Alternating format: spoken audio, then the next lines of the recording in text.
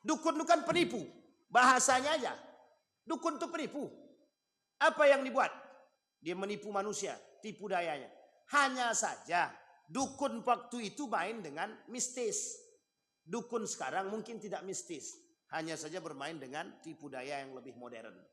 Jadi Bapak Ibu, bukan saya mengatakan tidak percaya dengan survei. Tapi saya kata, demi kepentingan, demi duit, semua bisa diselewengkan.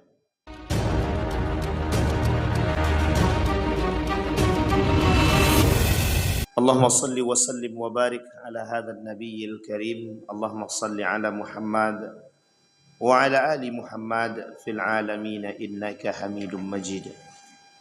Ya ayuhan nasu ittaqu rabbakum alladhi khalaqakum min nafsin wahidah wa khalaqa minha zawjaha wa batha minhuma rijalan katsiran wa nisaa'a wattaqullaha alladhi tasaaluna bihi wal arham innallaha kana 'alaikum raqiba.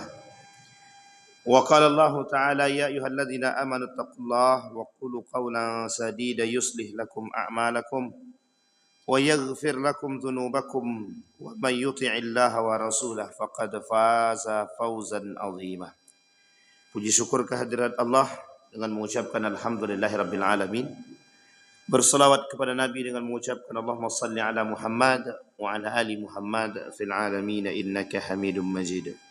Mudah-mudahan di subuh hari ini Allah limpahkan rahmat dan karunia-Nya kepada kita semua.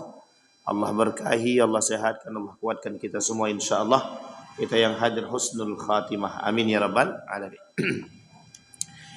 Baik Bapak Ibu sekalian yang berbahagia, kita lanjutkan kajian kita tentang Fir'aun. Mudah-mudahan bisa kita selesaikan di subuh hari ini. Di dalam hadis baginda Nabi Muhammad sallallahu alaihi wasallam kata Nabi, la taqumus sa'ah hatta yasuda kullu qabilatin munafiquha wa kana za'imal qaumi arzalahum wa sadal qabilata fasiquhum. Rawahu at-Tabrani an Abdullah bin Mas'ud radhiyallahu anhu wa Tirmizi an Abi Hurairah radhiyallahu anhu. Kata baginda Nabi Muhammad sallallahu alaihi wasallam, tidak akan terjadi hari kiamat. Tidak akan terjadi hari kiamat hatta yasuda kulla qabilatin munafiquha. Sampai setiap pemimpin-pemimpin itu menampakkan kemunafikannya dan kezalimannya. Wa kana za'iman qaumi arzalahum wa sadal qabilata fasiquhum. Dan mereka termasuk orang yang paling rendah,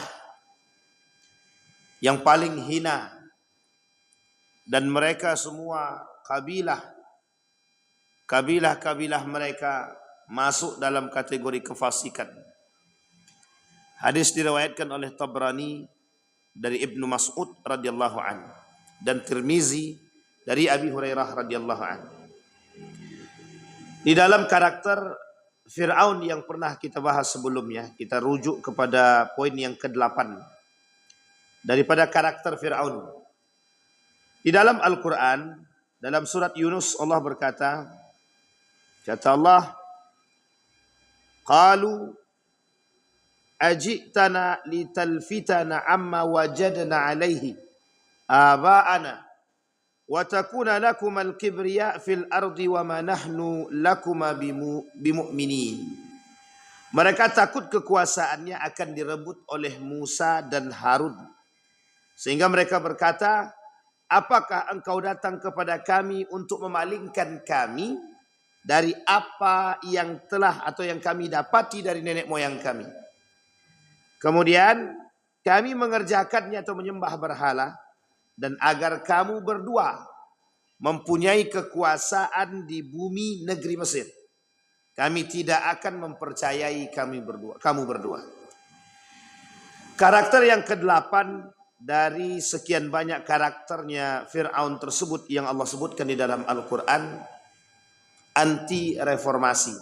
Apa maksudnya anti reformasi? Anti perubahan. Fir'aun tidak suka ada perubahan, karena bagi Fir'aun itu mengancam daripada kekuasaan dia. Mimpinya Fir'aun, dalam mimpi dia bertemu atau melihat kerajaan itu terbakar habis, kecuali satu buah rumah daripada Bani Israel. Sehingga ketika dibawa dalam ahli tafsir mimpi, disampaikan oleh ahli tafsir mimpi tadi, maka semua kekuasaanmu akan direbut oleh Bani Israel. Para ahli mufassir mimpi tadi mengatakan bahwa kelak yang akan merebut kekuasaan Fir'aun ini adalah anak daripada keturunan Bani Israel. Satu ketika anak tersebut, anak daripada Fir'aun ini, bukan anak Fir'aun, lebih tepatnya anak yang ditemukan. Ketika sudah beranjak, sudah mulai bisa berjalan, anak ini kemudian duduk di pangkuan Fir'aun. Ketika duduk di pangkuan Fir'aun, tak sengaja anak ini menarik jenggotnya Fir'aun. Nah, kan jadi Fir'aun tuh punya jenggot agak panjang sedikit. Mana yang agak panjang jenggotnya nih? Abang depan nih lah, tapi tak agak mirip sama Fir'aun sedikit. Agak panjang Fir'aun tadi, sampai ke bawah. Maka oleh anak tadi yang duduk di pangkuan Fir'aun ditarik dia jenggot Fir'aun tadi. Kemudian dia kata kepada istri dia, sepertinya kelak anak inilah yang akan menggantikan kekuasaanku, kata dia. Jadi feeling Fir'aun itu sebenarnya sudah ada. Bahwa anak yang ditemukan di sungai itu, feeling Fir'aun bakal yang akan merubah kekuasaan dia. Tapi dia tak bisa memastikan bahwa itu apakah dia anak Bani Israel atau bukan. Nah, ini yang terjadi. Sebenarnya feeling Fir'aun sudah ada. Feeling untuk menuju kehancuran itu sudah nampak. Cuma dia merasa agak khawatir. Apakah betul itu anak Bani Israel atau bukan. Ditambah lagi rasa cinta istri dia terhadap anak tersebut. Itu tidak bisa diingkari. Jadi Fir'aun ini pada saat itu masih mempercayai istri dia. Meskipun firasat itu tumbuh. Maka ketika Fir'aun, Musa dan Harun sudah besar itu di perjalanan hidupnya. Ketika Musa dan Harun mengatakan kepada Fir'aun, pindahlah, bertaubatlah, percayalah sedikit saja. Kata Musa, sedikit saja percaya. Percaya kepada siapa? Tuhannya Musa. Nah, di sini Fir'aun tidak terima tuh di situ. Ketika Harun mengatakan, bertaubatlah dan akuilah Tuhannya Musa sebagai Tuhan yang paling kuat. Oh, Fir'aun tidak mau. Apa kata Fir'aun? Allah kalian paling juga mau mengambil kekuasaanku. Sehingga dibuatlah satu isu di tengah masyarakat itu bahwa Musa dan Harun ingin merebut kekuasaanku. Di belakang Fir'aun ini ada seorang pemuda yang beriman kepada Allah. Ada seorang pemuda yang beriman. Yaktumu imanahum, kata Allah. Tapi posisi pemuda ini menyembunyikan keimanannya.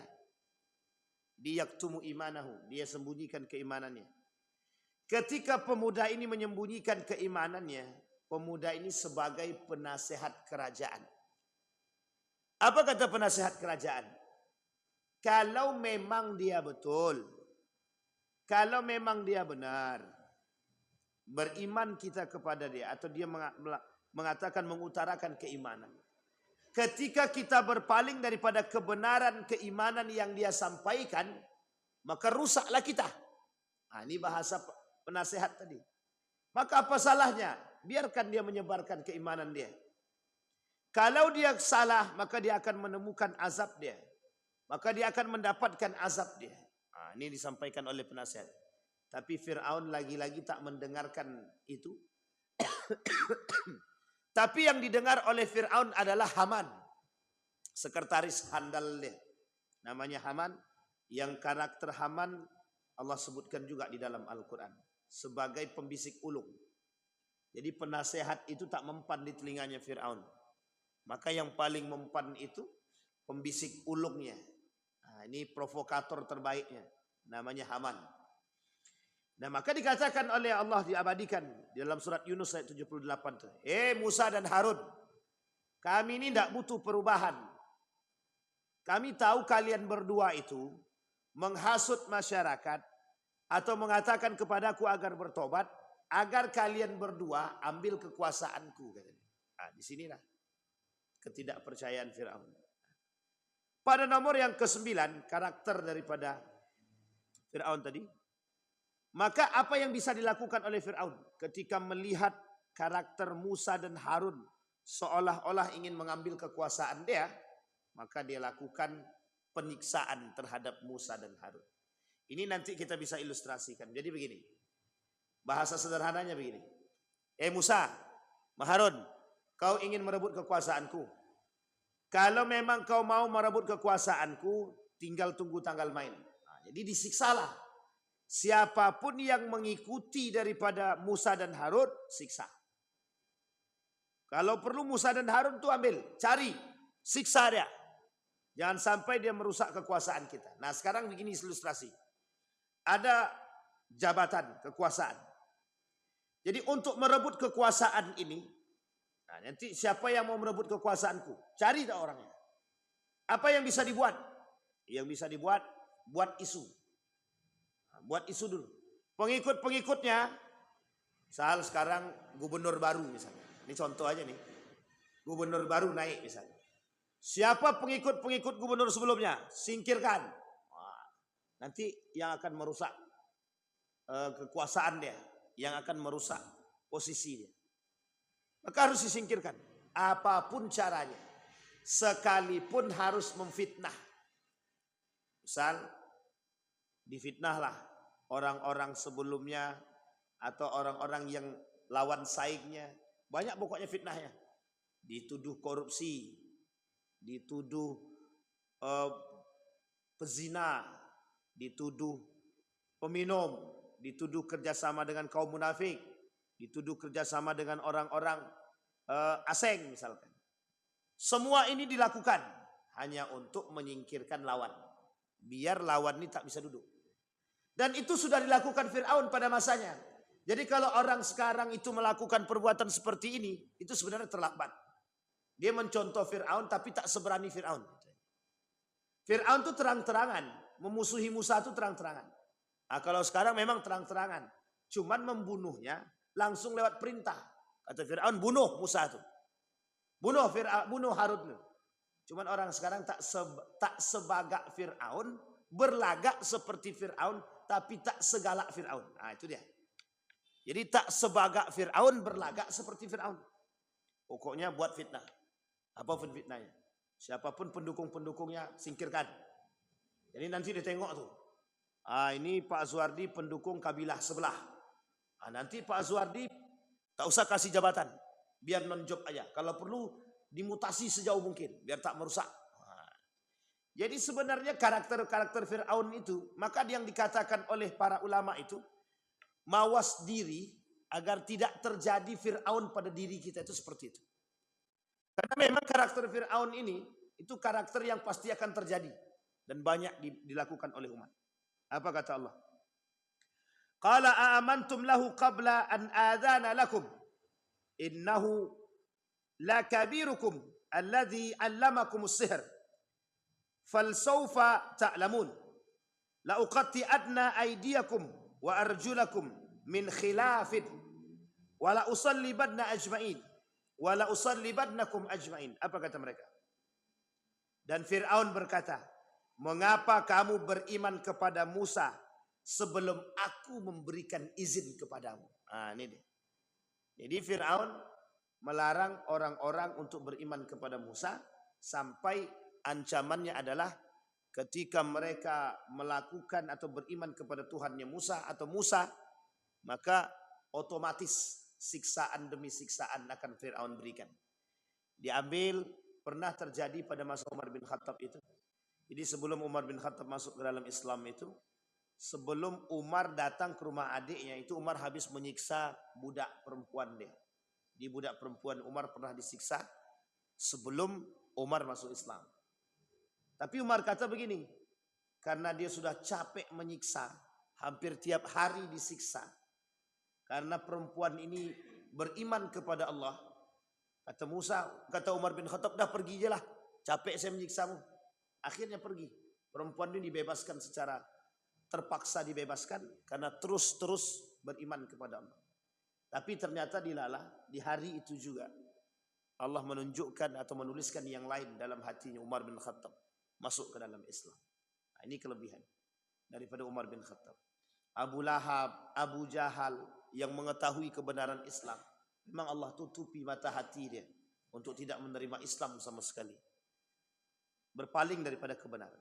Sehingga kata Fir'aun, seperti yang dilakukan oleh Abu Jahal, Abu Lahab kepada Bilal bin Rabbah, Abu Musa al-Ash'ari, kemudian dengan para sahabat yang lain yang sebelumnya daripada kalangan budak yang masuk ke dalam Islam, itu mereka siksa, mereka tak terima. Nah sekarang ini Bapak Ibu, karakter itu adalah karakter-karakter yang kita temukan. Ada orang-orang yang tak suka, misal saya misalkan tak suka dengan kelompok sebelah gitu. Jadi seolah-olah kita mulai mencaci dan memaki, menyiksa orang-orang dan mengasingkan mereka. Padahal orang zaman dulu perbedaan keimanan terjadi penyiksaan. Untuk masuk Islam saja sulitnya bukan main. Harus sembunyi-sembunyi. Harus menyatakan, menyembunyikan keimanannya. Harus bergabung dengan kelompok tertentu. Ketika duduk dengan para orang-orang yang ada di pasar, dia tak berani kata kalau dia Islam. Orang sekarang, Islam sudah terang-terangan besar-besaran, justru sama-sama Islam saling mengucilkan, saling mengasingkan, saling mengenyampingkan. Padahal musuh kita jelas. Kita sama-sama punya musuh, orang kafir. Kita sama-sama punya musuh. Siapa mereka? Musyrikun, orang-orang musyrik. Tapi justru yang kita asingkan, justru yang kita kesampingkan, itu adalah orang-orang Islam itu sendiri. Dengan orang Muslim kita musuhi, dengan orang kafir dan musyrik kita bersahabat. Di sini logika berfikirnya tidak masuk sebenarnya.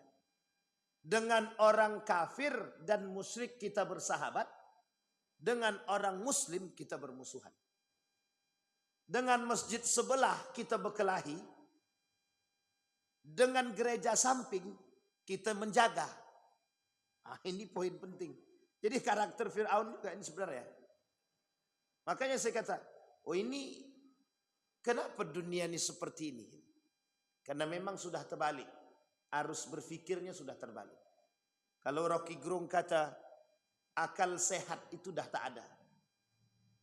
Orang memperjuangkan Islam itu bukan main. Sampai harus berkucuran darah. Uniknya, di tengah perpecahan sesama saudara, itu juga berkucuran darah. Membela Islam dengan darah, menghancurkan Islam dengan darah. Memecah belah Islam dengan darah. Maka orang kafir yang berada di sekeliling perpecahan Islam tadi, tak perlu kami capek-capek. Coba bayangkan. Sehingga karakter Fir'aun itu ada dalam diri kita. Kita tak suka. Masih mending Fir'aun. Dia bukan Islam. Musa dan Harun datang untuk mengajak. Idhaba. Kata Allah. Hei Musa dan Harun pergi kepada Fir'aun itu. Ajak dia masuk ke dalam Islam. Tidak satu, nabinya dua. Sekarang semua sudah Islam. Hanya tinggal membuat Islam lebih lembut, lebih baik. Tapi justru kita tak bisa. Nah, ini poin penting. Maka yang dikhawatirkan oleh para ulama, tertanamnya karakter-karakter Fir'aun di masa kini terhadap diri para penguasa, termasuk pada diri kita pribadi yang kita buat dalam rumah tangga kita. Diktator, otoriter kita terhadap keluarga, anak dan istri, itu sebenarnya baik. Asalkan mengarah kepada hal yang positif saja. Diktator pada agama, diktator pada sholat, diktator pada nilai-nilai agama, itu wajib. Wajib Pak. Kalau kau tak sholat, pukul. Memang begitu ajarannya dalam agama. Tapi justru uniknya, diktator pada yang lain, tapi kita tak takut dengan agama.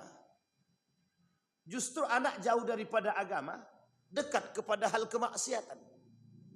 Kita dengan urusan, kalau kau tak belajar, tak akan naik kelas. Tak usah tinggal di rumah nih. Tapi ketika anak tak sholat, ketika anak tidak baca Quran, biar aja lah. Jadi kita tak punya diktator pada agama. Padahal yang penting itu di situ. Tekanan kita terhadap anak dalam urusan agama tidak ada. Sehingga memang karakter-karakter Fir'aun itu mudah masuk. Nah, anak mencontoh di situ. Maka Bapak Ibu sekalian yang berbahagia, jangan timbulkan rasa ketakutan dalam diri kita akan tersingkirkan dari segala hal. Nabi bilang, ya bena Adam la takhafanna min dhi sultan fa inna sultani bakian fa inna sultani la yanfudhu abadan.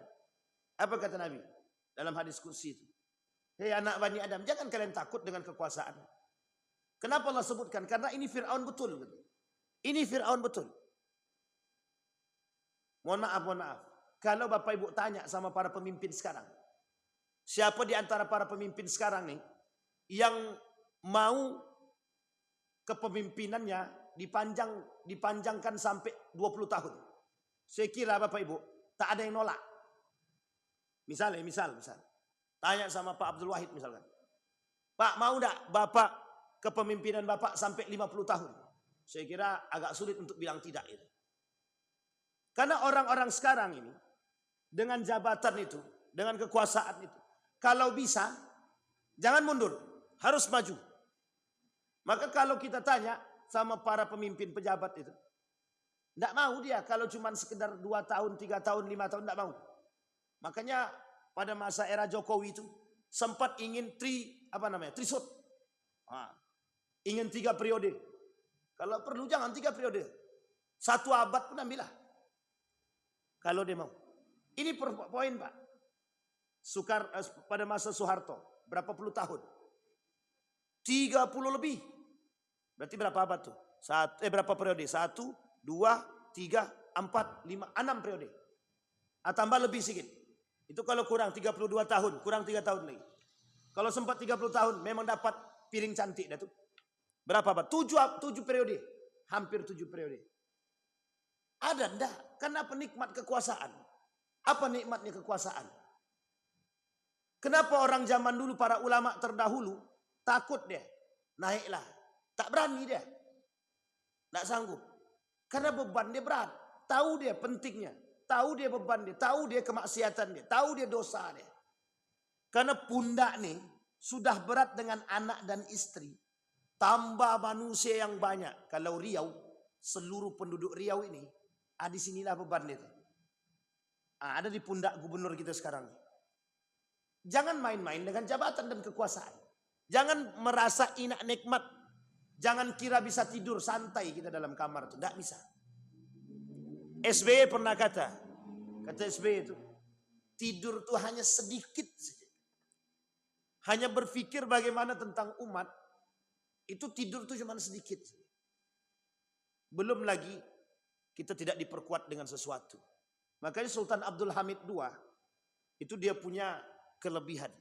Sultan Abdul Hamid II itu sangat dikenal dengan sangat zuhudnya dia. Tiap malam tahajud tidak pernah lepas. Pemimpin yang setiap hari, setiap waktu mendoakan rakyatnya. Ya Allah, jangan kau jadikan rakyatku ini dekat dengan kezaliman dan kemaksiatan. Bayangkan. Bahkan tidak pernah lisan pemimpin ini, Abdul Hamid ini, itu melepaskan lisan dia daripada solawat kepada Nabi.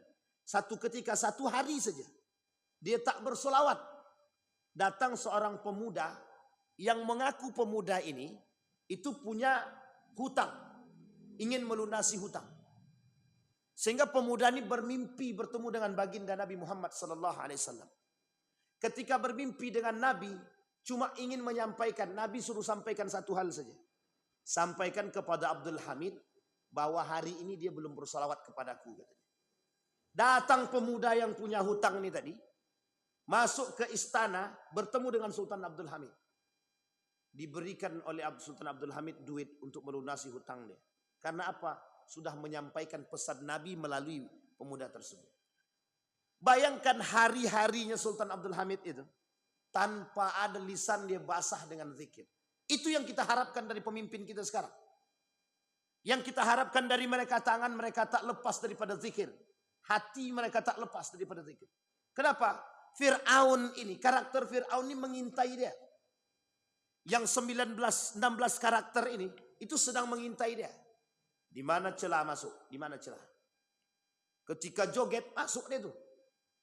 Ketika joget pemimpin kita kan, masuk dia tuh. Ketika berbaur dengan laki-laki dan perempuan, masuk dia tuh. Di sini karakter-karakternya.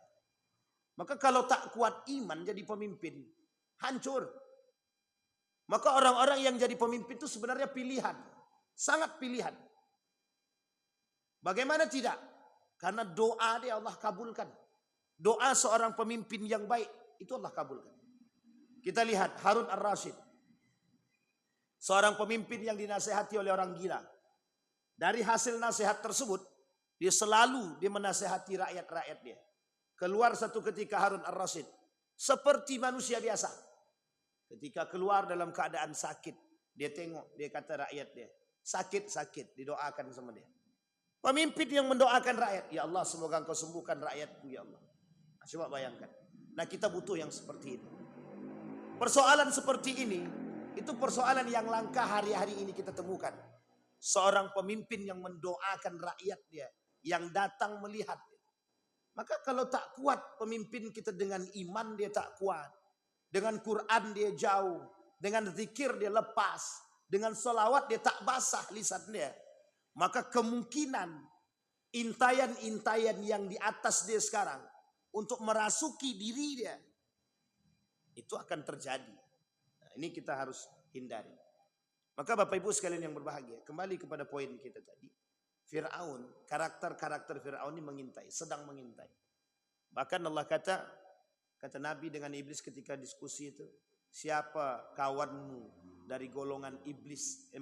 Kata Nabi, siapa kelak yang menjadi kawan kalian di hari kiamat? Satu di antaranya pemimpin yang zalim. Sultanan Jur. Sultanan Jur kelak yang bakal masuk dalam neraka. 6 golongan yang masuk neraka tanpa hisab. Satu di antaranya pemimpin yang zalim. Pemimpin yang zalim itu bukan hanya pemimpin rakyat saja. Semua manusia yang merasa diri dia pemimpin. Termasuk kita ayah-ayah nih. Termasuk kita bapak-bapak nih. Yang menjadi pemimpin rumah tangga. Bisa kita masuk neraka. Karena kita pengkhianat. Karena kita berkhianat kepada Allah dan Rasul. Atas amanah dan yang diberikan kepada kita. Apa amanah dia? Rumah tangga yang sakinah, mawaddah warahmah. Nah, itu yang poin penting bagi kita. Baik, itu yang ke-9. Sekarang 10. Memperbudak manusia. Fir'aun menganggap selain diri dia adalah budak. Karena dia menganggap diri dia Tuhan tadi. Maka semua manusia-manusia itu di mata Fir'aun adalah budak. Dia bebas untuk memerintahkan. Pergi. Ini karakter ini kalau Bapak Ibu mau lihat. Tengoklah karakter ini pada orang kaya yang zalim. Tengoklah karakter ini kepada orang kaya yang zalim. Nampak sangat. Sangat nampak. Orang kaya diperintah tak mau. Maunya memerintah. Orang kaya mau orang kaya yang zalim. Maunya dilayani. Melayani tak mau. Nah, ini karakter kaya orang kaya yang zalim itu begini. Kalau karena dia sudah merasa punya banyak duit tadi. Jadi seolah-olah orang yang datang. Pokoknya dia tinggal santai di rumah. Siapapun yang datang. Mau minjam duit. Kasih. Sehingga ketika ada orang yang mengemis kepada dia. Meminta bantuan daripada diri dia. Maka anggapannya selesai. Satu saja anggapannya. Itu orang-orang di bawah dia semua. Nah, ini bagi Bapak Ibu yang memiliki kelebihan harta, jangan pernah sampai pada tingkat kesombongan ini. Karena apa? Fir'aun mengintai. Karakter Fir'aun mengintai, syaitan mengintai, iblis mengintai, jin mengintai. Kenapa demikian? Karena ini yang terjadi sekarang. Seolah-olah dengan harta yang dia miliki, dia mampu menyuruh orang, memperbudak orang. Tak mau dilayani, tak mau melayani, maunya dilayani saja. Tolong. Masih mending kalau ada bahasa tolong-tolongnya, Pak. Kalau tak ada bahasa tolongnya itu yang menjadi malu, Pak. Apalagi sekarang. Merasa punya kekuasaan. Merasa punya kehebatan. Jadi suka-suka hati dia aja membuat orang sekarang. Nah, apa maksudnya? Maksudnya kata Allah dalam Al-Quran begini. Faqalu anu'minu libasharaini mislina wa qaumuhuma lana abidun. Apa kata Fir'aun? Maka mereka berkata, apakah pantas kita percaya kepada dua orang manusia seperti Musa dan Harun ini? Dia tak punya kekuasaan, tak punya jabatan, tak punya duit, tak punya harta melimpah. Cuman modal tongkat, modal suara, mengaku nabi. Nah, ini bahasanya Fir'aun. Tidak punya kekuasaan, tidak punya duit, tidak punya harta. Modal tongkat, modal bicara. Dan modal iman sebenarnya. Cuman Fir'aun tak nampak di situ. Sehingga kata Fir'aun, ngapain kita percaya kepada orang seperti ini? Mesti dusta. Fir'aun kata, rakyat siapa yang tak mampu, sini. Apa yang kalian mau? Aku kasih. Apa yang kalian butuh? Pinjam duit. Aku kasih. Apa masalah kalian? Aku selesaikan. Nah, ini Fir'aun. Sehingga mohon maaf Pak. Orang-orang lebih percaya pada karakter Fir'aun pada masa itu daripada Nabi Musa alaihissalam. Padahal Nabi Musa punya satu keajaiban. Mukjizat yang Allah berikan. Disinilah kemudian manusia pada masa itu sebagian menalar dengan akal, sebagian menalar dengan iman. Uniknya manusia sekarang, akal ada, iman ada, tidak nalar kedua-duanya Pak. Coba bayangkan. Iman ada, tapi pasti percaya pada manusia. Akal ada, masih juga percaya pada tahayul. Mau akal punya. Akal punya. Apa kata akal dia? Kalau mau kaya bekerjalah. Kan begitu? Itu akal gak? Nalar akal sehatnya. Tapi karena pengen kaya datang ke dukun. Tak jadi pakai akal. Iman ada. Iman ada. Pengen kaya korupsi. Iman lepas. Sampai sini paham maksudnya? Orang zaman dulu, masanya Fir'aun itu, pengen kaya, kerja. Akal dia menalar dengan akal tapi tak dengan iman. Sehingga mohon maaf, ketika Fir'aun menawarkan kekayaan mereka bisa terima. Karena Fir'aun nyata dengan kekayaan dia. Nyata dengan kekuasaan dia. Pertanyaannya, lebih jahiliyah mana berarti? Zaman Fir'aun atau zaman sekarang? Zaman Fir'aun iman tidak berbicara, akal berbicara. Zaman sekarang akal ada, iman ada, kedua-duanya tak nalar. Nah, coba bayangkan. Nah, ini manusia zaman sekarang ini kelewatan batas. Lebih jahiliyah daripada jahiliyah itu sendiri. Orang jahiliyah zaman dulu Pak. Orang jahiliyah zaman dulu. Dia tak, akal dia sebatas pengetahuan yang tampak. Orang sekarang saking tingginya akal, saking tingginya kecerdasan, hilang semua dibuatnya. Makanya wajar kalau Rocky Gerung bilang, manusia sekarang ini banyak yang kurang akal sehat. Gitu. Apa? Itu tak kasar betul. Tapi ya boleh juga lah. Cuma tak salah disebutkan. Kalau bahasanya siapa namanya wanabut, bahlul ente. Itu bahasa wanabut itu bahlul. Gitu. Kalau bahasa kami di pondok itu namanya jahil murokat. Gitu. Bodoh keterlaluan. Gitu. Ilmu akal ada, ilmu ada, iman ada. Tapi tidak pakai kedua-duanya. Itu lebih parah daripada bahlul itu sendiri. Jadi Bapak Ibu sekalian yang berbahagia, sayang. Apa kata Fir'aun? Pokoknya yang tak mau, yang tidak mau ikut kepada saya langsung. Nah ini sama Pak, karakter Fir'aun memperbudak ini banyak sekarang. Sekarang ini gini karakternya. Pokoknya siapa yang tidak mau jual tanahnya paksa ambil. Orang-orang yang tidak mau. Jadi ada orang-orang yang berkuasa sekarang nih. Kemudian dia mau beli tanah. Kalau tak mau orang itu jual tanah, ambil paksa. Ini sama juga memperbudak namanya. Sama. Karena dia punya kekuasaan. Makanya unik Pak. Ada salah satu tempat di Riau ini, itu tanahnya punya sekian banyak sertifikat. Saya bingung saya. Kita dulu mau fotokop, mau buat sertifikat aja susah. Sekarang bukan buat sertifikat yang susah. Justru saking susahnya mencari sertifikat yang asli. Kalau dulu membuat sertifikat tanah agak sulit. Kalau sekarang mencari sertifikat yang asli itu yang sulit. Nah, coba bayangkan. Untuk tanah samping nyaman gitu kan. Coba kalau tidak. Mungkin banyak juga itu makhluk-makhluk goib yang punya tanah. Unik Pak. Tanah cuman sebidang 20 lebih sertifikat tanahnya. Ini Fir'aun yang mana lagi gitu. Fir'aun yang mana lagi yang mau kita lihat sekarang. Nah, jadi sampai di sini bisa dipahami ya Bapak Ibu ya. Ini perlu kita pahami sama-sama. Baik, melakukan kerusakan di bumi Allah. Ila Fir'aun wa Haman. Ila Fir'aun wa Haman. Wa Fir'aun faqalu sahirun kadzab. Ketika Fir'aun berkata kepada Haman, Haman, sampaikan kepada masyarakat kita bahwa Musa dan Harun itu sahirat, tukang sihir. Jadi jangan sampai mereka, masyarakat kita ini percaya kepada Musa dan Harun. Tongkat dia bisa berubah jadi ular. Nah, itu sihir itu. Tongkat dia bisa menyembuhkan orang sakit. Itu sihir itu. Nah, jadi semuanya dikatakan sihir. Karena saking takutnya Fir'aun, kekuasaan dia tersingkirkan dari diri dia. Nah, orang sekarang kan begitu juga. Karakter-karakter sekarang kan begitu juga. Apa karakter sekarang? Fitnah. Buat isu fitnah. Seolah-olah orang yang berseberangan dengan dia ingin merebut kekuasaan dia. Padahal hanya memberikan kritikan dan saran. Memberikan kritikan dan saran saja dianggap musuh. Nah, coba bayangkan.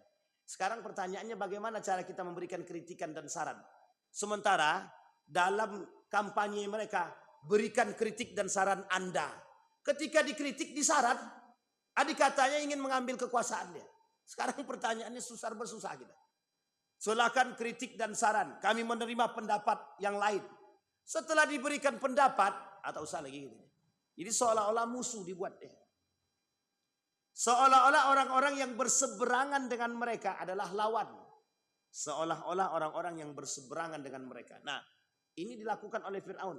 Untuk menutupi kebebasan berbicara itu, maka siapapun yang protes, tangkap.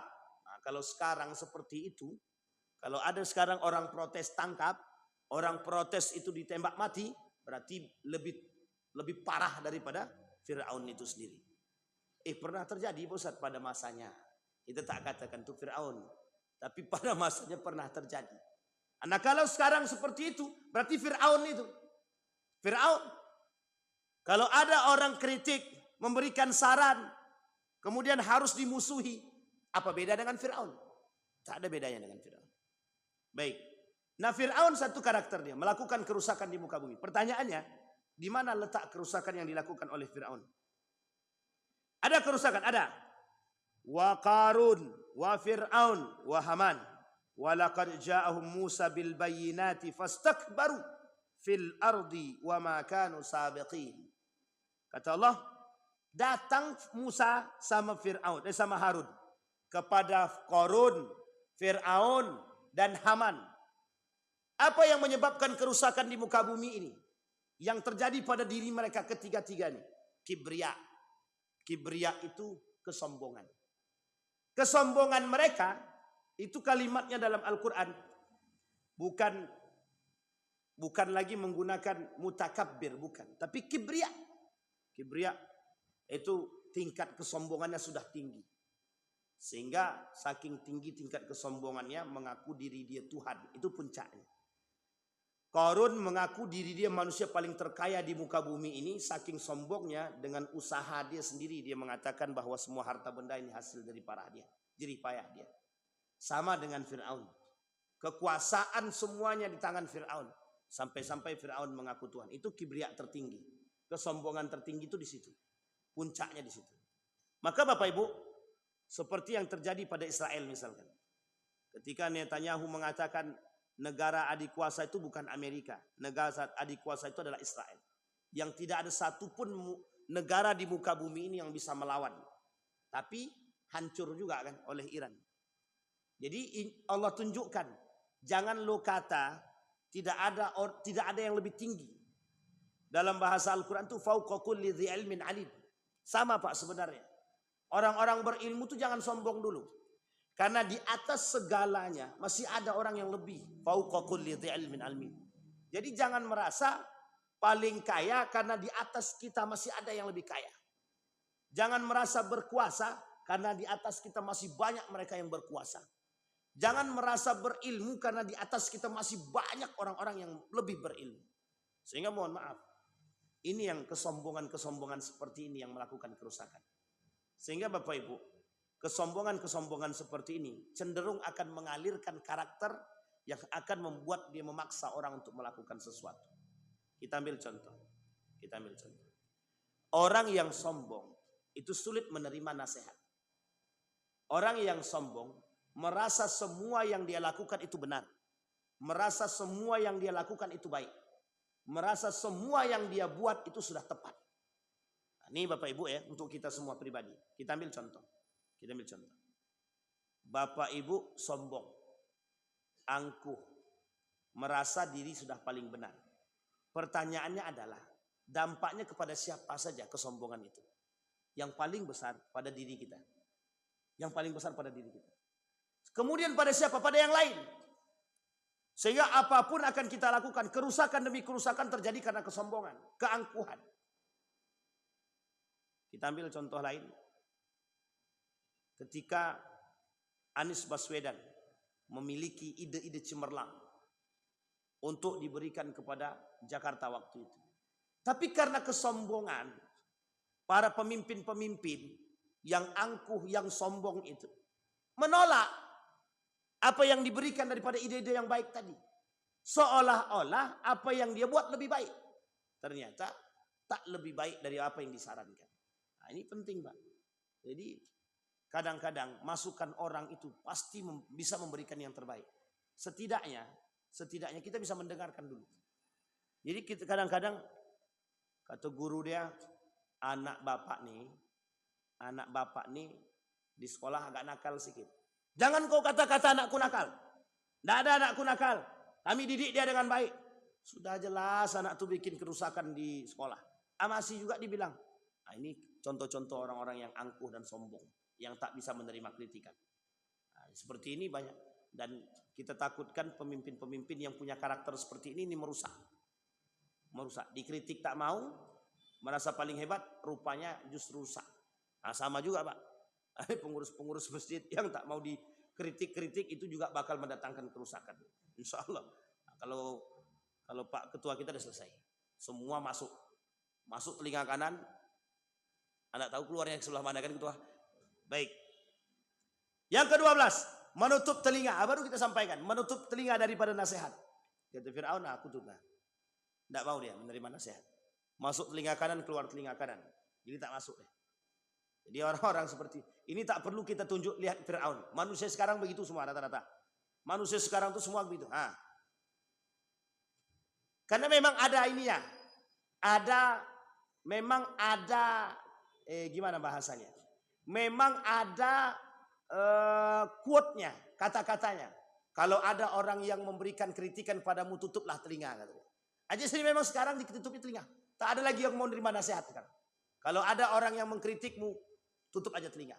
Orang-orang itu syirik pada dirimu. Coba bayangkan. Dampak daripada kalimat ini itu besar sekali. Sangat besar sekali. Sehingga orang sekarang, mohon maaf ya Bapak Ibu ya, orang sekarang ini telanjang dia di depan kamera nih. Itu kalau dikritik tutup telinga dia. Yang orang-orang itu syirik aja karena dia tak bisa seperti saya. Begitulah dia manusia sekarang. Jadi seolah-olah apa yang dia buat itu betul gitu. Mereka berjoget-joget di hadapan kamera. Itu kalau kita kritik, orang-orang seperti mereka ini syirik aja. Karena mereka tidak bisa seperti kita. Maka sekarang coba lihat dampaknya. Dampaknya sederhana kan? Setiap orang melakukan perbuatan yang serupa. Semua orang tak punya rasa malu. Karena tidak mau menerima kritikan dan saran tadi.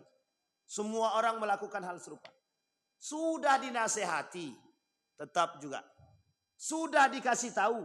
Karena itu tadi, masuk telinga kanan, keluar telinga kanan. Jadi tak masuk. Pas mau masuk, langsung mental dia.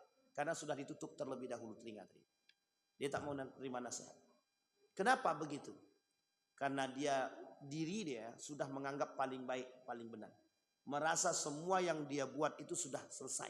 Merasa semua yang dia buat sudah benar. Merasa semua yang dia buat sudah ada landasannya. Ternyata tidak. Jadi Bapak Ibu, kalau ada pemimpin-pemimpin kita seperti ini, itu calon-calon itu berarti. Calon-calon Fir'aun. Jadi saya tak kata siapa Fir'aun ya, tapi karakter-karakter Fir'aun itu sudah nampak. Nah, ini yang harus kita hindari. Maka ini sebenarnya kita rujuk dalam rumah tangga pun bisa. Suami-suami jangan terlalu sombong dan angkuh. Jangan mentang-mentang menjadi kepala rumah tangga, istri memberikan nasihat, adik tak tahu. Nah, atau sebaliknya, istri-istri yang lebih sombong daripada suami. Abang tak usah, abang tak tahu, itu tak urusan abang. Nah, jadi kesombongan dan keangkuhan itu sebenarnya benih-benih Fir'aun itu kadang-kadang kita telah didik benih-benih karakter Fir'aun itu di dalam rumah tangga kita. Diktatornya, tidak mau mendengarkan nasihatnya, sombongnya, angkuhnya, seolah-olah kita paling di atas. Itu sudah kita tampakkan kepada anak dan istri kita di dalam rumah tangga kita. Nah, ini hati-hati nih Bapak Ibu. Ibu-ibu jangan terlalu sombong. Bukan jangan terlalu sombong, memang jangan sombong. Bapak-bapak jangan terlalu angkuh. Berkomunikasi dengan baik. Semua ada jalan. Pasti Allah beri. Jangan didik karakter Fir'aun dalam rumah tangga kita. Makanya Bapak Ibu, kenapa Al-Quran itu menjadi syifa, obat. Obat yang dimaksud itu bukan hanya sakit fisik. Tapi sakit hati pun bisa disembuhkan dengan Al-Quran. Makanya kata Ibnu Qayyim Al-Jauziyah itu, Al-Quran itu syifa. Dalam Al-Quran juga Allah sebutkan. Syifa, kata Allah dalam Al-Quran itu. Al-Quran itu syifa'ud lima fi qulubin nas, di dalam hati manusia. Maka kalau orang sedang marah, coba dengarkan Al-Quran. Hilang marahnya itu Pak. Orang lagi marah betul, coba dengarkan Al-Quran. Terserah dengan suara siapa. Tenang hati dia Pak. Enak balik. Tapi kalau coba orang lagi marah, sedang asik marah-marah betul nih, Bapak Ibu dengarkan lagu poco-poco. Astagfirullah. Makin jadi itu Pak, makin jadi. Diempaskannya tap itu pun bisa, TV itu pun dihancurkan pun bisa. Tapi coba Al-Quran. Tidak mau dia menghancurkan TV itu, tahu. Jadi sedang marah, Al-Quran dihidupkan. Nak menghancurkan TV itu bukan karena TV-nya, bukan karena mic-nya, tapi karena Qurannya. Al-Quran mampu menjaga itu. Tapi coba Bapak Ibu dengarkan lagu poco-poco, selimut tetangga, walang, jangankan TV. Orang-orang yang ada di samping pun bisa hilang nulis. Nah, coba bayangkan. Ini penting. Jadi menanamkan. Sekarang ini ada, insya Allah kapan waktu kita bahas itu. Ada geliat yang disebut dengan living of the Quran. Bagaimana hidup dengan Quran. Nah, insya Allah kita coba. Di pertemuan yang akan datang, kita coba bahas living of the Quran. Bagaimana hidup dengan Al-Quran itu. Indah, sangat indah. Kita ambil contoh saja. Abang kita ini tukang ruqyah. Yang dibacakan itu adalah ayat-ayat Al-Quran. Orang yang kesurupan aja, yang oleh rumah sakit itu tidak bisa dideteksi penyakitnya, itu bisa disembuhkan dengan Al-Quran. Betul Abang? Jadi kalau Bapak Ibu yang mau minta ruqyah, boleh diruqyah sama Abang nih. Yang kira-kira dalamnya punya sakit, ada setannya, ada ini iblisnya, boleh. Karena itu logika Pak. Ternyata bukan hanya itu saja. Al-Quran itu menyembuhkan kalimat syifa nih. Bukan hanya hati, fisik pun juga. Fisik pun juga. Orang sakit. Coba bacakan ayat Al-Quran, hembuskan pada air. Air itu Pak bisa menjadi obat yang diminum. Nabi buat begitu. Nabi sering bacakan 3 qul, sering bacakan Al-Fatihah di dalam. Kemudian surat Al-Baqarah dibacakan, ditiupkan ke air tadi. Diminum. Kalau ada setan muntah dia. Kalau tak ada setan selesai. Tapi ternyata itu bermanfaat saya. Sehingga kita butuh itu. Maka jangan sering-sering kita dengarkan karakter, jangan sering-sering kita buat karakter Fir'aun. Bapak Ibu mohon maaf ya. Ini hasil penelitian. Orang tua yang sering menanamkan karakter Fir'aun dalam rumah tangga itu akan langsung direkam oleh anak. Maka anak akan melakukan perbuatan yang serupa yang pernah dilakukan oleh bapak dia. Apa yang dibuat anaknya? Anak nih, mohon maaf ya Bapak. Suami yang keras dengan istri, anak nih bisa keras dengan ibu dia. Coba bayangkan. Suami keras dengan istri, anak bisa keras dengan ibu dia. Artinya apa? kalau suami bisa memerintahkan istri dia dengan gaya keangkuhan dia, maka anak meniru perbuatan tersebut. Bukan hanya dengan istri dia, tapi dengan ibunya bisa dibuat. Nah, ini poin penting. Jadi dari sekarang kita bangun karakter-karakter yang baik. Kita hadirkan karakter-karakter para anbiya dalam rumah tangga kita. Kita hadirkan ruh-ruh Qur'ani dalam rumah tangga kita. Betul Pak, ini hasil penelitian. Apa yang dibuat orang tua direkam sama anak. Apa yang diucap orang tua dibuat sama anak. Jadi jangan salah. Salah omong kita di rumah diikuti sama anak. Ini cerita seorang ada cerita. Satu ketika anak dia nih mendengar kalimat daripada orang lain. Jadi di rumah dia ini ada yang membantu. Yang membantu ini suka mengucapkan binatang-binatang kaki 4. Satu ketika bapak dia pulang, anak ini bilang begini, Bapak kok seperti babi ya? Begitu kan ya bapak? Nah, coba hasil dengar saja. Meskipun mereka tidak tahu, tapi mereka ucapkan.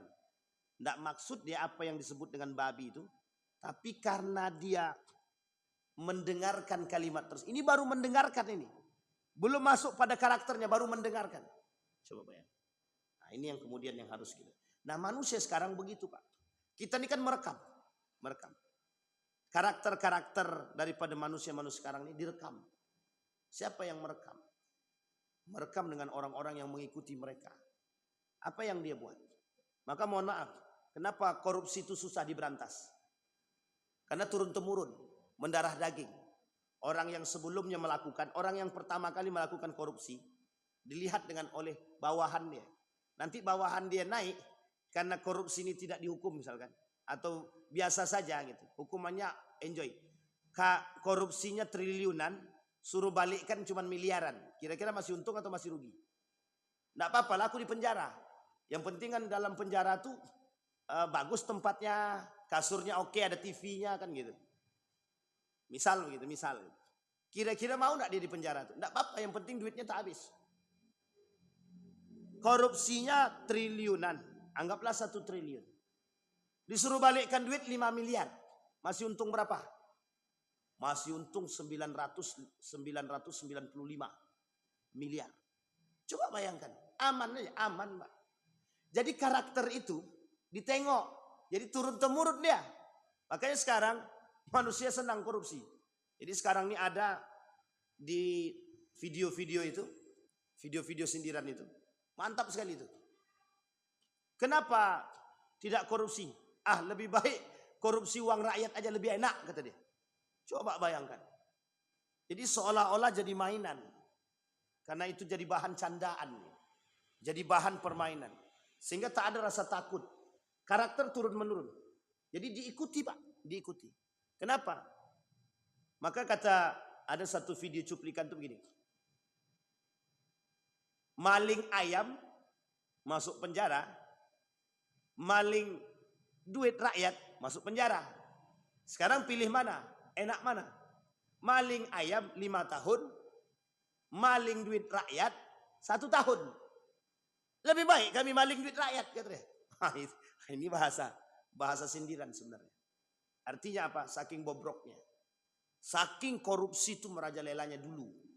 Nah, mudah-mudahan Pak Prabowo mendengarkan apa yang kita sampaikan ini dan menjadi perhatian khusus dan penting.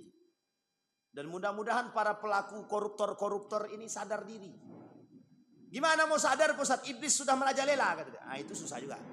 Karakter-karakter Fir'aun sudah masuk. Itu yang susah. Karena telinga tadi ditutup. Sehingga Fir'aun betul yang ada dalam diri orang-orang pelaku kemaksiatan dan kerusakan tersebut. Yang ke-13. Mengalihkan isu. Ini sudah disampaikan. Mengalihkan isu itu sampai-sampai Musa dengan Fir'aun, dengan Harun tadi. Apa kata Fir'aun kepada Haman? Haman, kita kan punya kekuasaan. Kita punya kekuatan. Coba bangunkan aku dulu. Bangunan yang tinggi sampai ke langit. Nanti kalau sudah sampai ke langit, kita tengok mana Tuhan Musa itu. Paling Musa itu dusta aja. Jadi cara mengalihkan isunya seolah-olah dia bagak dan berlagak untuk mengatakan bahwa bisa sampai ke langit untuk melihat mana Tuhannya Musa. Padahal sampai pun tidak. Jangankan langit. Jangankan langit. Awan pun tak sampai. Nah, coba bayangkan. Tapi kesombongan Fir'aun itu untuk menunjukkan keangkuhan dia. Seolah-olah dia ingin katakan bahwa Musa ini penipu. Cuma untuk menunjukkan bahwa Musa ini penipu, dia pengen buktikan ada enggak Tuhannya Musa itu. Nah, jadi kalau nanti dia sampai ke atas, ternyata Tuhan Musa itu tak ada. Nah, dia mau buat isu, padahal sebenarnya itu lagak. Dalam bahasa komunikasi, berlagak sombong tapi penakut. Nah, itu bahasanya.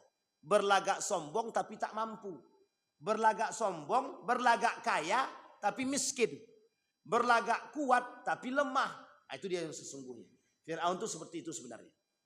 Berlagak kuat tapi lemah. Kenapa kita katakan lemah?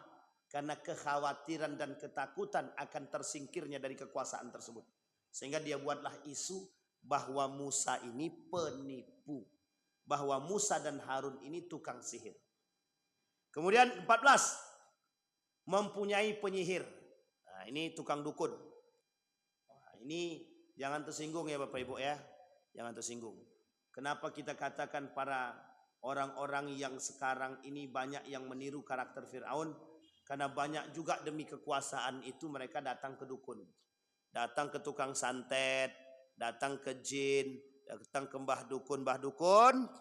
Pokoknya sebelum pemilihan gimana caranya surat suara yang di dalam itu berubah dari suaraku semua. Cuman dukun sekarang ini tak cerdas. Kenapa tak cerdas? Tak bisa dia mengalahkan quick account itu. Ini dukun-dukun kurang modern. Maka sekarang ini banyak dukun-dukun modern sekarang. Apa itu dukun-dukun modern? Dukun-dukun modern itu tukang survei. Tukang surveyor itu. Itu tuh dukun-dukun modern itu. Surveyor yang tak jujur itu dukun-dukun modern itu. Kenapa kita katakan dukun modern? Karena tipu dayanya di situ. Misal, satu komplek ini pendukung Ridwan semua. Sehingga dibuatlah Pak surveyor. Dibuat survei.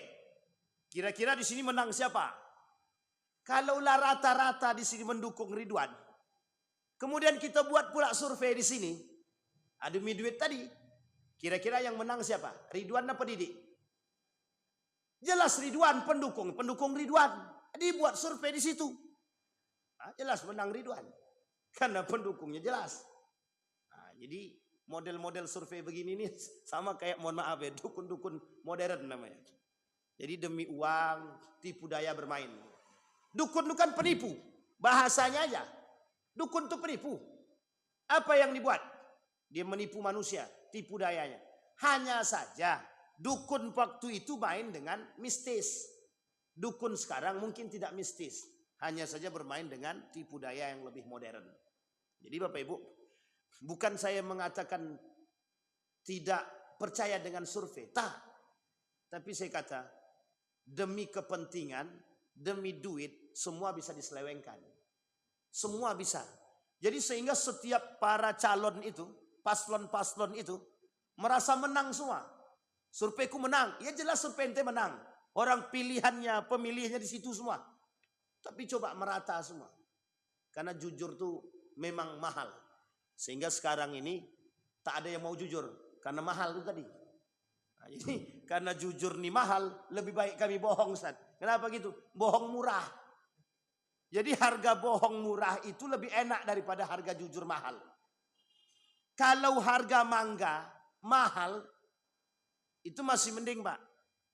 Tapi kalau jujur yang mahal ini, itu yang sulit untuk ditemukan. Yang membuat jujur nih mahal sebenarnya manusia itu sendiri. Sebenarnya tak mahal Pak, tak mahal. Cuman yang membuat mahal itu setan. Yang membuat mahal itu jin. Yang membuat mahal itu iblis. Ini karena kata jin dan iblis dan setan, aku nih digibahin terus nih. Kata jin, setan dan iblis, aku nih digibahin terus. Karena yang membuat mahal jujur di situ Pak. Coba bayangkan. Apa susahnya bagi kita jujur? Tidak ada kan? Tinggal jujur aja. Cuman kata setan, jangan jujur. Kalau jujur kau tersingkirkan. Nah, setan yang datang. Akhirnya tak jadi jujur. Jangan jujur, nanti kalau jujur kau mutasi. Tak jadi jujur. Jangan jujur, kalau jujur kau nanti tak dapat jabatan. Akhirnya tak dapat jabatan. Jadi karena takut itu tadi. Takut tak dapat jabatan, takut tidak bisa dapat ini, takut tak dapat tempat, takut mutasi, takut pindah, takut non-job. Akhirnya jujur pun ini yang membuat jujur mahal tuh di situ. Padahal tak, jujur tuh tidak mahal Pak. Mohon maaf. Saya sampaikan Pak. Ini kalau ada yang bilang jujur mahal, makanya orang takut untuk jujur sekarang. Sekarang kita ganti tagline-nya. Kita ganti tagline-nya sekarang. Jujur itu mudah. Jujur itu murah. Jujur itu iman. 3 Pak. Jujur itu mudah. Jujur itu murah. Jujur itu iman. Semurah senyuman. Kalau kita beriman. Kapan jujur itu mahal? Kapan jujur itu mahal? Kalau kita tak mau jujur. Kapan senyum itu mudah? Kapan senyum itu bisa mahal? Kalau orang itu tak mau senyum. Mau sampai kiamat pun tetap akan mahal senyuman itu. Orang dia tak mau senyum. Sekarang pertanyaannya, apa yang membuat dia tersenyum? Kalau dia tiba-tiba senyum, gila dia. Tapi kalau dia tidak tersenyum, orang bilang, murung aja kerjaanmu. Masam aja muka. Serba salah kan? Maka senyum harus diletakkan pada tempatnya. Murah-murah Pak. Mudah-mudah sangat. Ada yang lucu kita senyum. Apa salah? Tak ada. Ada yang baik kita senyum. Tak ada masalah. Tak. Saudara kita datang kita senyum. Sekarang mengapa kita tak bisa buat jujur itu semudah senyuman? Maka tagline-nya kita ganti. Jujur itu mudah. Jujur itu murah. Jujur itu iman. Selesai. Sama Pak tagline-nya. Kebersihan itu mudah. Kebersihan itu murah. Kebersihan itu iman. Selesai Pak. Yang membuat itu mahal apa? Diri kita sendiri. Maka kalau hari ini orang kata mahal jujur itu. Iya karena ente tak mau jujur. Itu aja. Sampaikan. Tak ada pernah. Karena kenapa kebenaran itu mahal? Kenapa kejujuran itu mahal? Ya karena mohon maaf. Kita tak berani. Itu aja. Sebenarnya berani-berani saja. Jadi kalau bahasanya Gus Baha tuh. Jangan merasa diri ini paling apa ya? Paling hebat. Bukan paling hebat. Jadi gini. Jadi ketika kita tidak mau jujur. Takut nanti ada orang tersinggung. Jangan merasa diri kita nih. Seolah-olah karena kita orang tersinggung gitu. Karena kita orang tersinggung. Nggak usah merasa begitu. Karena belum tentu orang itu tersinggung. Belum tentu orang itu tersinggung. Jadi tak usah merasa begitu. Kebaikan itu tidak perlu disinggung dengan rasa. Baik itu langsung dilakukan. Ustaz, kasihan kita Ustaz. Sampai kiamat tak akan terjadi itu Pak. Sampai kiamat lah jadi. Aku mau sebenarnya bersedekah Ustaz. Sama si fulan itu. Takut nanti kalau kita kasih sembako suaminya tersinggung. Nah ada orang sekarang tuh tersinggung. Kasih diambilnya tuh. Nah, selesai itu Pak. Nah inilah masalah kita sekarang. Jadi poin kita di situ. Sebelum kita selesaikan Pak. Mengaku Tuhan. Poin tertinggi. Kesombongan tertinggi daripada Fir'aun. Mengaku Tuhan. Ini sudah kita sampaikan. Terakhir. Mengaku Tuhan yang paling tinggi. Ana rabbukumul a'la. Jadi anaknya Masitoh itu. Pernah bilang begini yang Allah abadikan dalam Al-Quran. Siapa Tuhanmu? Kata Fir'aun. Kata dia. Allahu rabbi wa rabbukum. Apa kata anak Masitoh tadi? Allah itu Tuhanku dan Tuhanmu juga. Kata dia. Ngamuk langsung Fir'aun. Langsung anaknya sama Masitoh sekali.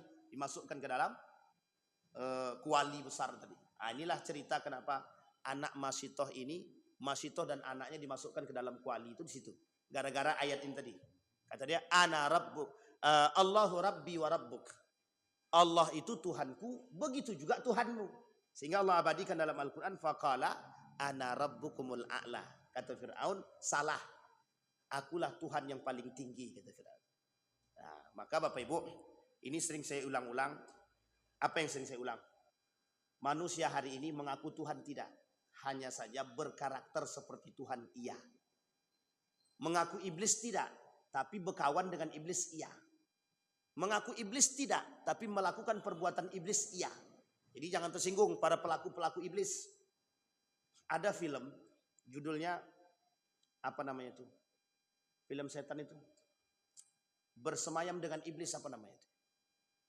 Penyembah setan. Nah, ada film namanya Penyembah Setan. Itu sebenarnya film itu ingin mengatakan kepada kita. Apa mengatakan kepada kita? Bahwa banyak manusia di muka bumi ini yang menyembah setan, menyembah iblis. Demi apa? Kekuasaan, jabatan, harta, tahta, terakhir wanita. Nah, kalau dengan wanita ini pelet, itu zaman dulu udah memang begitu memang. Baca aja surat Yusuf nanti dapat tuh. Rupanya yang dipelet tak pula cantik-cantik betul. Itu masalah pula kan. Na'udzubillah tsumma na'udzubillah. Bapak Ibu sekalian yang berbahagia. Akhir daripada apa yang kita sampaikan. Bertadabur dengan ayat Al-Quran tentang karakter-karakter Fir'aun. Bisa kita ambil sebagai contoh bagi kita.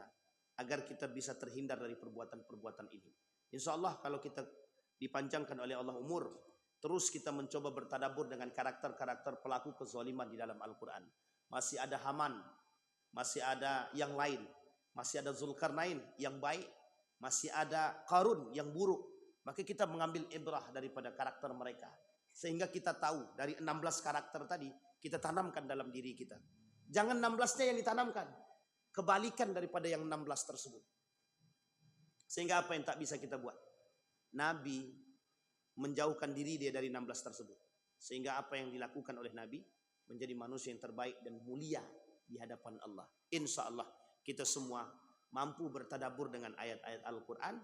Mudah-mudahan bisa kita petik semua. Kita berdoa kepada Allah. A'udzubillahi minasyaitonirrajim. Bismillahirrahmanirrahim. Hamdan syakirin, hamdan na'imin, hamdan yuwafi ni'amah wa yukafi mazidah. Ya Rabbana lakal hamdu kama yanbaghi li jalali wajhikal karim wa azim sultanik. Allahumma salli ala Muhammad wa ala ali Muhammad. Allahumma faqihna fid din wa alimna ta'wil. Allahumma ansur man nasara ad-din wa akhdhal man khadhal muslimin. Allahumma arina al-haqqa haqqa warzuqna ittiba'ah wa arina al-batila batila warzuqna ijtinabah.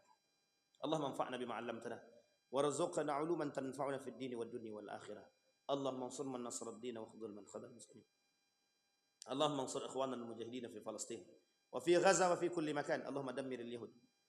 Allahumma ahlikil kafarata wal mubtadi'ata wal musyrikina a'da'aka a'da'ad din. Rabbana hab lana minas salihin. Rabbana hab lana min azwajina wa dhurriyyatina qurrata a'yun waj'alna lil muttaqina imama. Allahumma jannibna min munkaratil akhlaq. Rabbana atina fid dunya hasanah wa fil akhirati hasanah wa qina azabannar. Walhamdulillahi rabbil alamin. Assalamualaikum warahmatullahi wabarakatuh.